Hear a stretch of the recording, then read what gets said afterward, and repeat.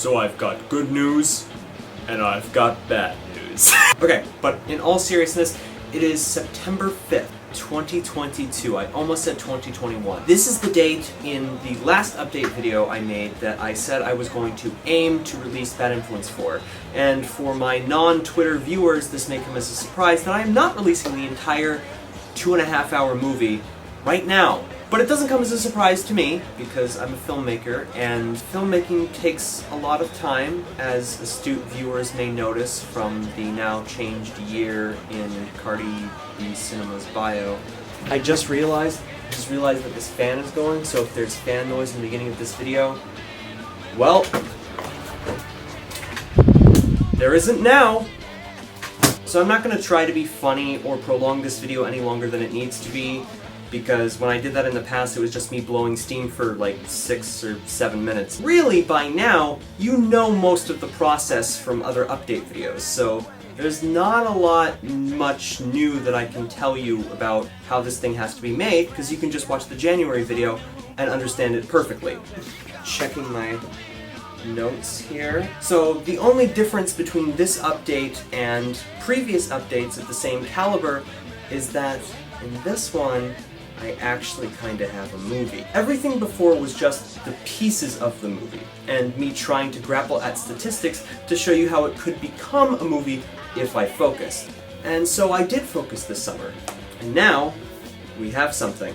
Last week, I showed the first ever test screening of a very, very rough cut of Bad Influence, or at least the first 3/4 of it. And it went, well.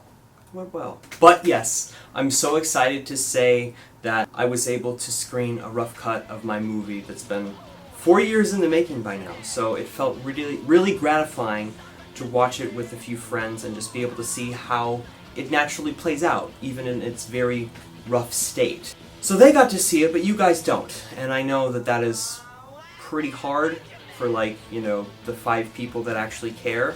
But when it does come out, I want to make sure a lot of people actually do care by buffing up the edit, by adding polish, by adding animation. Yes, there was no animation in this cut. Let me just give you probably one more Toby Fox style update. I don't think I'm going to do one of these videos again before the film is out, but I will be updating weekly on my Twitter, Vincente22Films. So please follow me there if you want to hear updates about Bad Influence weekly. I'm gonna force myself to post at least once a week about it, to force myself to actually work on it so I can get it out.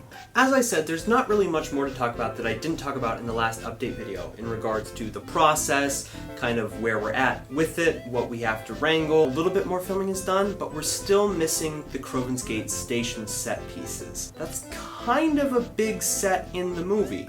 There's only 2 scenes that take place on them, but they're the 2 scenes where our 2 main characters interact. So we're about 85% of the way there. We need a couple more voice roles to be done. I need Stepney and Peter Sam. I do have actors in mind for that, so don't be like, oh, can I voice? I'm talking to you, Mason Hagen. But the biggest change since the last update video is now James, the Red Engine, is not being voiced by Neil Layton anymore. So all the previous trailers were inaccurate. He's now being voiced by Andrew, the Chairlord. I'm really happy I got to work with Andrew. They're a great actor, super funny talent to work with, and I have hours of bloopers from the sessions with them that I think you all are going to enjoy when they finally do come out. Editing, of course, is the big one. A lot of stuff happened this summer, and I was able to complete rough drafts of Act 1 and Act 2 and about half of Act 3 before I had to leave for college. But this means that sadly there is a little bit more of the film to put in assembly, which brings us to about 75% edited.